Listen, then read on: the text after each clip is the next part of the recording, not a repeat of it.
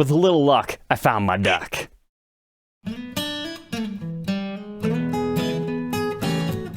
Welcome back, troglodytes, to your daily dose of guitar information, the Trogly's Guitar Show. That's right, my 4-year search for this guitar has finally ended. With the help of a viewer, John K messages me at 7:30 in the morning saying, "Hey, you've been looking for this Duck Telecaster, here's your chance." So I see his message about an hour later. There it is on eBay by one of those brokers that you can learn about in this episode if you're not familiar with what that is. And it was nearly $1,600. Now, the cool thing about those brokers is they're a great advertising agent, because if you know how to find things in Japan, you can usually find the shop and then get it cheaper. And lo and behold, it's in everybody's favorite Japan secondhand shop, oddly named Hard Off. I think it's kind of like the equivalent of our Goodwill or something similar. So I quickly contact my guy in Japan to see if we can just get it from the shop and I can save, $300. However, it was like 11 o'clock at night and I figured he probably just went to bed. He's not going to see the message in time. I'm going to miss my Duck Tele and I'm going to be very upset. So I went ahead and I bought it from the broker. It's well worth paying a little bit of extra money to not miss out on this thing because I've been diligently looking. And this is the first one that I've seen show up, and it's the coolest of the Fender Disney collaborations. So there we go, documented proof. You don't have to be scared of the Japanese brokers on eBay. You will get your item if it's still in stock. And in fact, I was really impressed with their packing job. This is such an awesome idea. Instead of messy packing peanuts, they just individually pack them so they're not a mess. But oh man, I'm so excited. I've got the duck butt Tele. Let's get this thing open.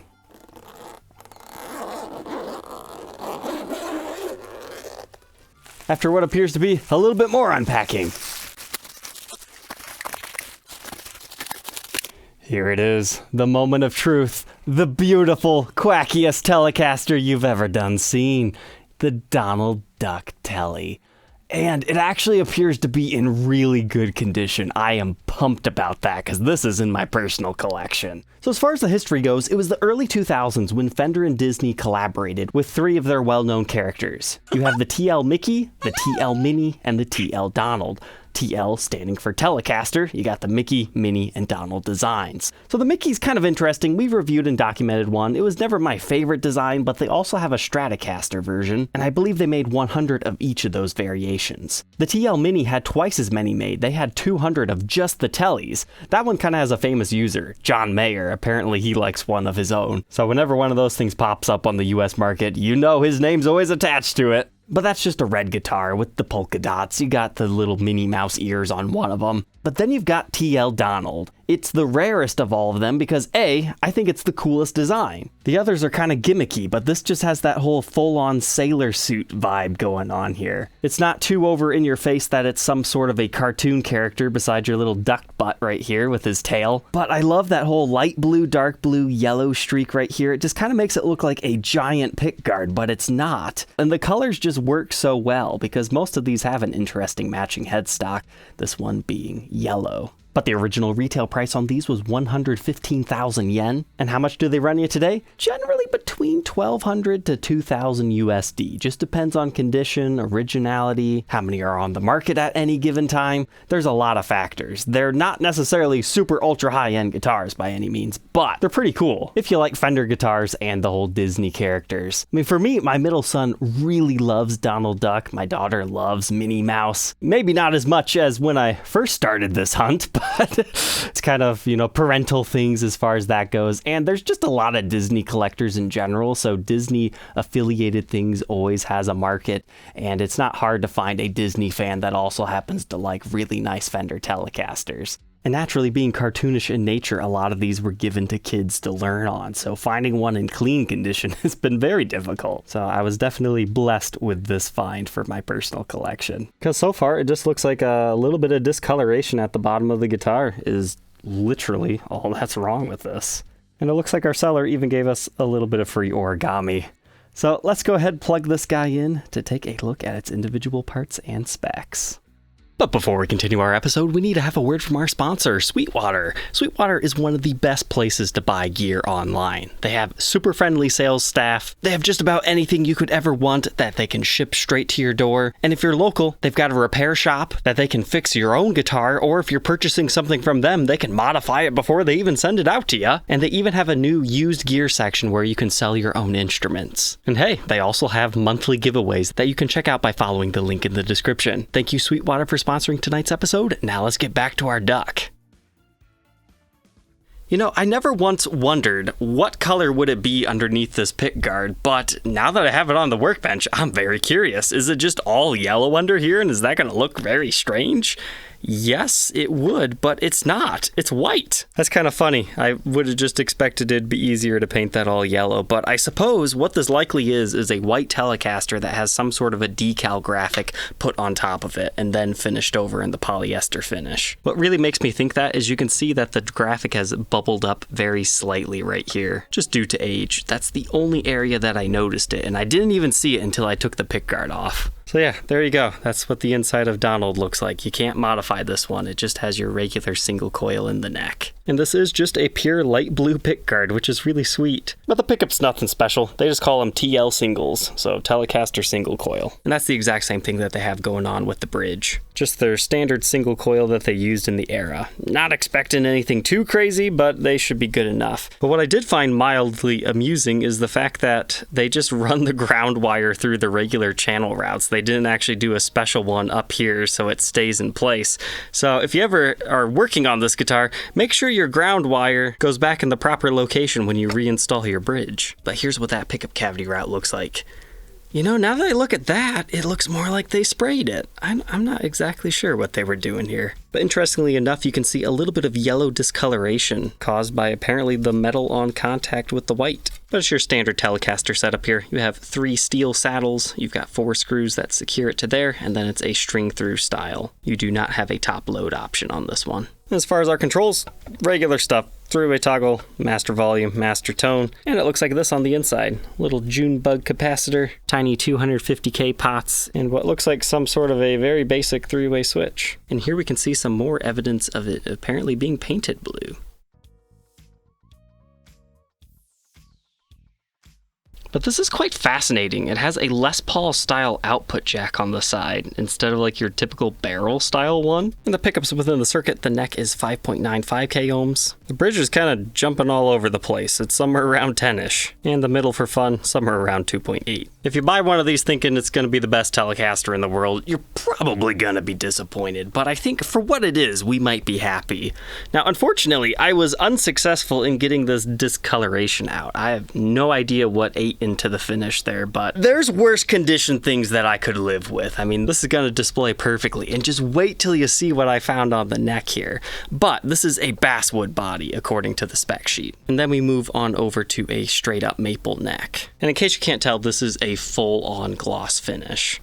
And surprisingly, this guitar is pretty clean. Like, I wonder if that Japanese broker actually cleaned it up before he sent it out, because generally, used stuff is not this clean. It has 21 frets. I would say there's something similar to vintage tall. They're a decent size. You've got black fret markers running up and down it, and it's kind of an interesting palish fretboard. Like, you can tell the maple wood has a little bit of like a nice yellow tint to it, but it's a very nice stark contrast. It has a nut width that measures 1.68 inches. That increases to 2.04 by the 12th, so pretty standard. First fret neck depth of 0.85, and that stays very skinny, 0.9 by the 12th. The initial advertising of these calls it an oval shaped neck. I would just say it's kind of a slim 60s profile. But here's what's really cool about this example. You see this? There is a little bit of flame figuring in the neck. This was just meant to be mine, I think. And if that wasn't enough, we've even got a little bit of bird's eye, which is perfect because Donald is a duck. He's got eyes. He's a bird. Here's that neck profile at the first fret and the 12th fret. It's a very flat neck at the back, but definitely rounded C. And then our beautiful headstock here. Bright yellow. It's got the modern style tuners, so it's like Gibson style essentially. You've got one string tree Fender Telecaster logo. And normally I don't like the black capped plastic truss rod caps, but it kind of works with this one because you got the yellow and black, so that's a lot of fun. Moving on to the backside, not a whole lot to talk about. You just have your regular F-stamped neck plate with 4 screws. You can see your string through ferrules here, your regular strap button at the bottom, and up here at the top. Suppose we can get a slightly better look at our output jack, but other than that, these sides are pretty plain. The graphic does not continue on to the edges at all. The serial number for this model is found at the base of the neck. Made in Japan, looks like T079532. And once again, we can take a look at this beautiful neck. There's a little bit of flame figuring right here as well, but all that bird's eye and everything is the side that you see, so that just makes it even better. And you've got your black side marker inlays here. And then up here on our headstock, we've got Donald Duck in a script logo and copyright Disney, as well as Made in Japan Godo tuners on this particular one. All said and done, this duck is just a hair under 8 pounds, 7 pounds 15.3 ounces. Let's go ahead and hear Donald sing.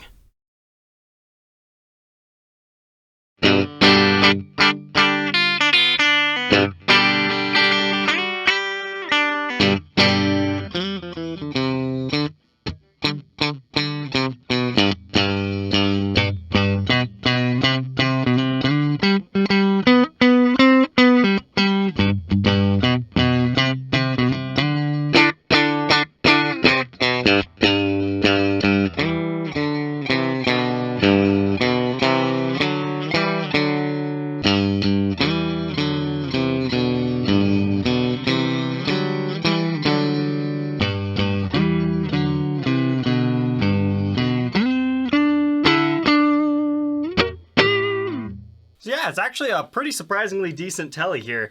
Unfortunately, there's like something wrong with my pickup selector switch. Sometimes it cuts out in the bridge position, sometimes it doesn't. You just kind of got to wiggle it around. But we got some decent tones here. The neck is really mellow.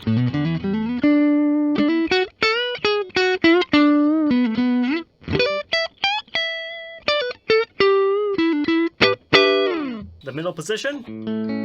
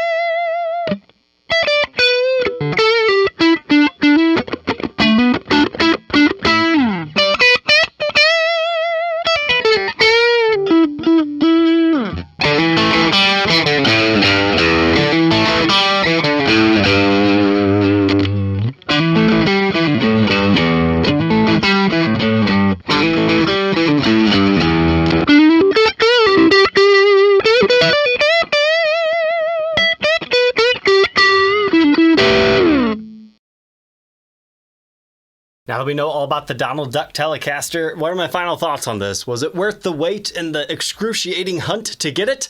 Honestly, 100% yes. It's such a fun little Telecaster. It's honestly a little bit better than I even expected. The tones aren't too half bad out of this. Even with a little bit of dirt, they come to life. I think a little bit of a compressor pedal with these on clean would make them sound even better, but it's just an interesting little design here. It's not for everybody, but, you know, I think the collection's cool. And the fact that we get a little bit of figuring in the neck, this was just a perfect addition for my collection. So I guess now I just need to find a Mini to review and demo, and then we're done with this this series, but I would highly suggest checking out one of these Donald Duck Teles if you happen to be able to find one. They're pretty rare.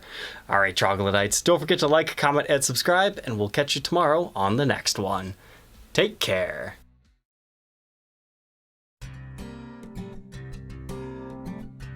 If you enjoyed tonight's episode and enjoy animal-influenced guitars, how about you check out the Tough Dog Tele next? You've got a little chihuahua on the headstock. That's a really cool Tele. And custom shop, too.